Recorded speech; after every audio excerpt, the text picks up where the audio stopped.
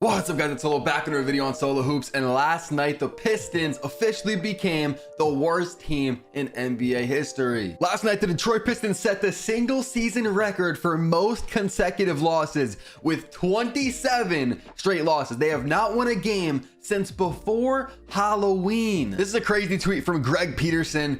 I don't really know who that is, but I saw this tweet. He said, to put this in perspective, the Arizona Diamondbacks have more recently won a game than the Detroit Pistons. If you guys don't follow baseball, it ends like early November. It's been over for like 2 months now. So this stat is crazy. Obviously, it makes sense because they haven't won before Halloween. But when you put it like this, it makes it even more crazy. Also, I might put in the title that the Pistons wouldn't beat a G League team. Obviously, the Pistons would beat every single G League team. Also, there's always a conversation with some of the worst teams in sports. Would they be able to beat the best college teams? Obviously, yes, they would. Same with WNBA. They'll beat pretty much every team. I don't really know about, Euro League and like overseas type stuff, but as far as college goes, you can take the best college team, the Pistons will still beat them. These are all pros. They got like what, 13 pros in the team. I mean, you could maybe argue a few of them shouldn't be pros, but you know what I'm saying? They'll still beat any of these teams. Cade Cunningham would probably go for 50 if they played,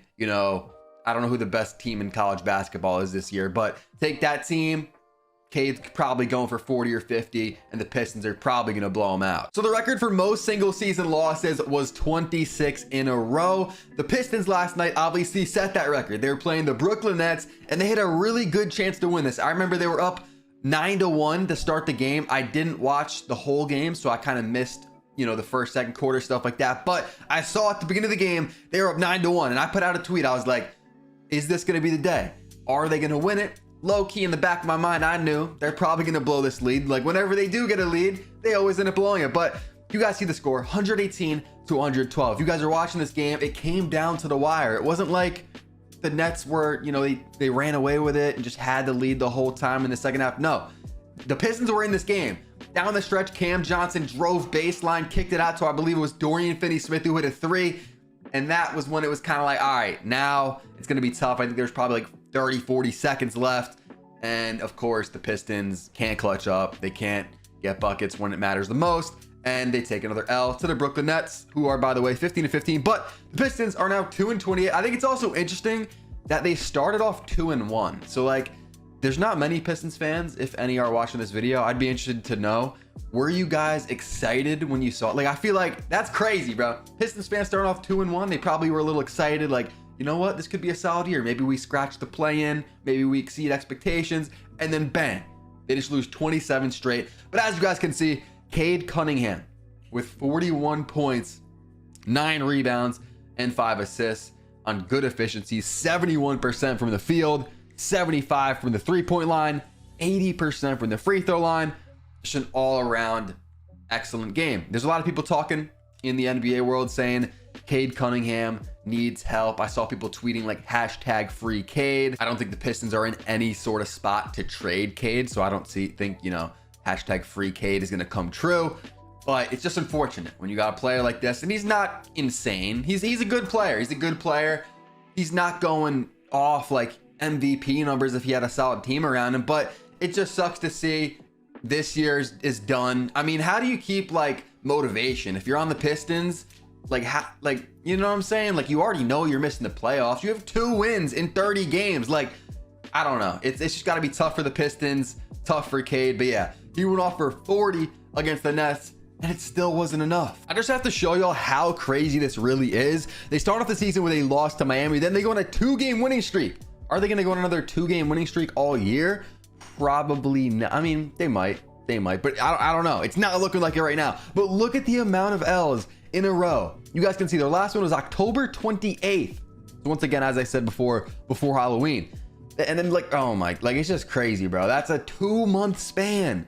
They have game planned, they have practiced, they have prepared, and gone out there against, I don't know. I think they've already lost 2. I think I saw 19 NBA teams already.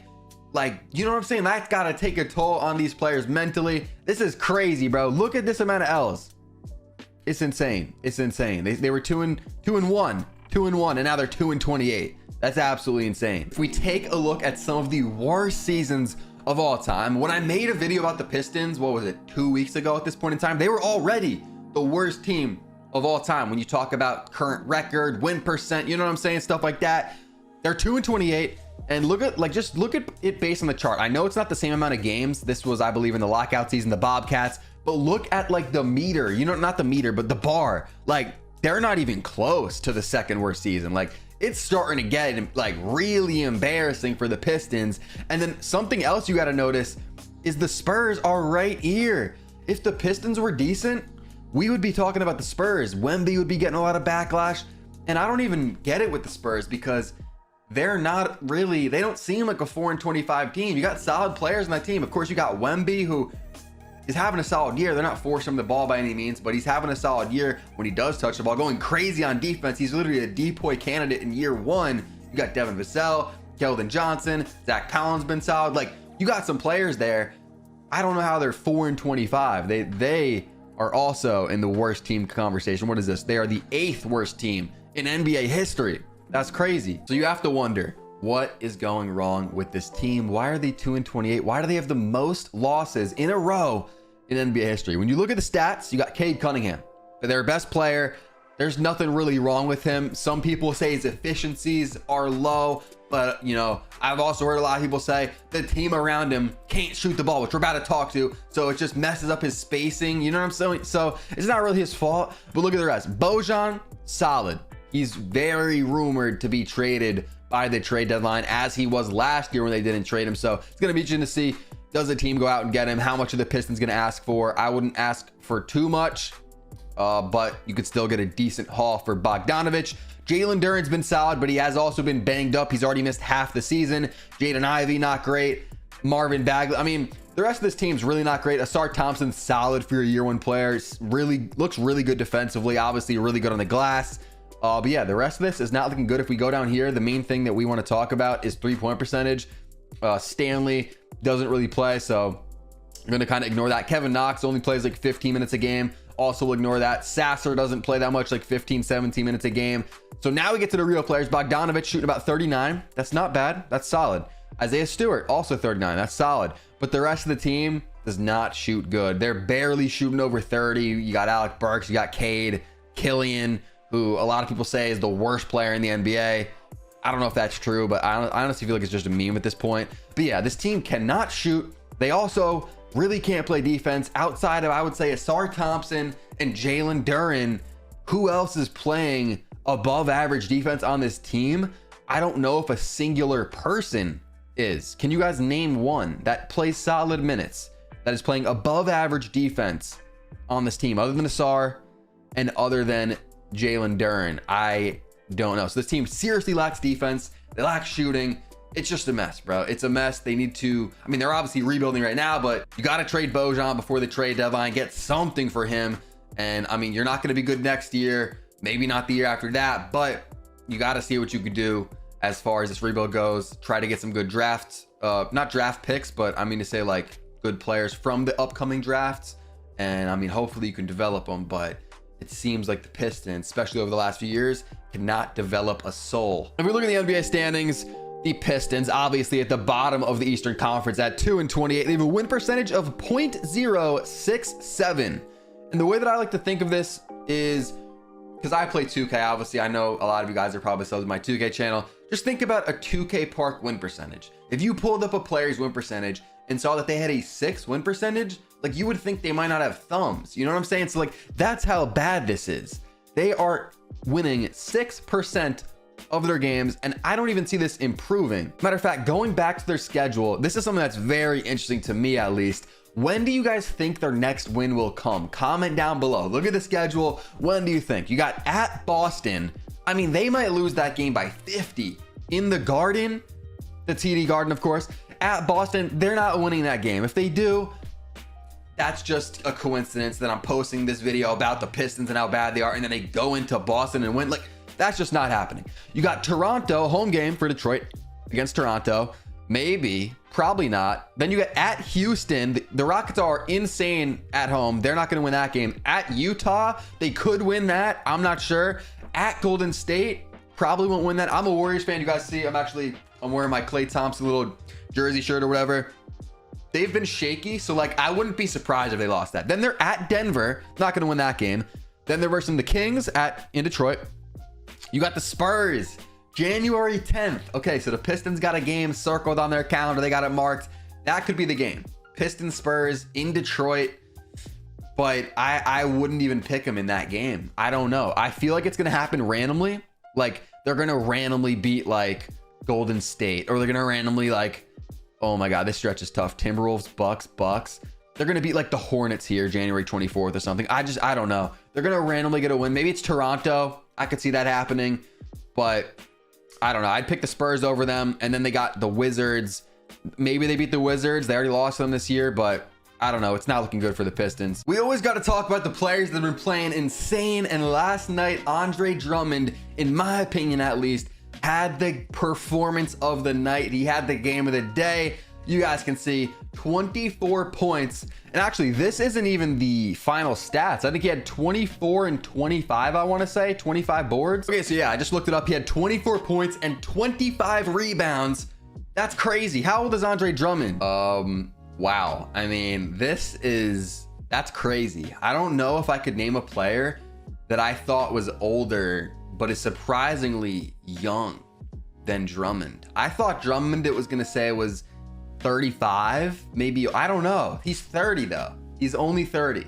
And I'm also wondering, okay, Jeanette McCurdy is all, when you search Andre Drummond, Jeanette McCurdy is the second most common search. Okay, that's a crazy relationship. I mean, I kind of remember that, but this is really off topic. We got to go back. Yeah, Vucevic was out and Drummond had an absolute night. It's his 45th 2020 game, and that's the most out of all active NBA players. So maybe the Bulls start to give Drummond some more run. We're seeing players like him. Tristan Thompson's looked solid in the minutes that he's got. Some of these older centers that are given like a second chance due to injuries, they've been looking pretty good. DeAaron Fox has been one of the best players in the entire NBA this season. When it comes to point guards or just guards in general, he's near that top 5 range, which is very tough to get into in the current state of the NBA. This season though, he might be top 5. Also, if you guys want to see, I'm dropping a top 100 players ranking video soon. So comment down below if you guys want to see it. Drop a like, sub up, turn on noties, because that video is coming soon. I've been working on it. I'm trying to get the list as good as I can.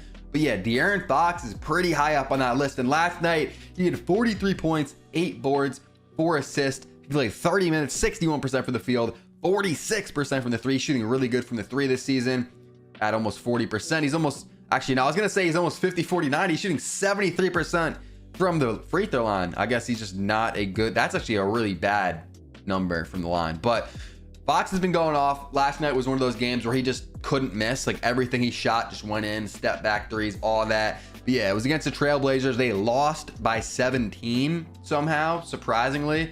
But yeah, gotta give my flowers to Fox, as we always do in these videos, shouting at the players that just absolutely tore it up the night before. Are we even surprised at this point? I talk about him in pretty much every video.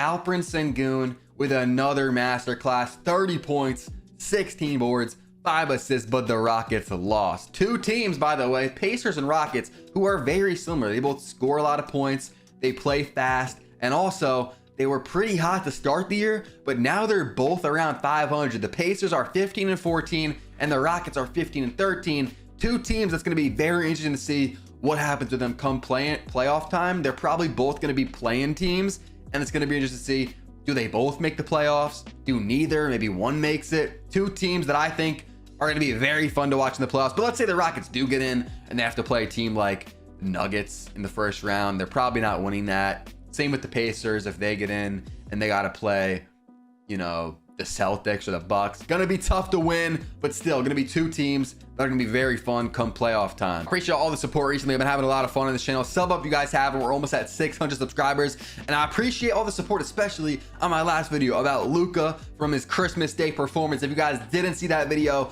click it. It's on your screen right now.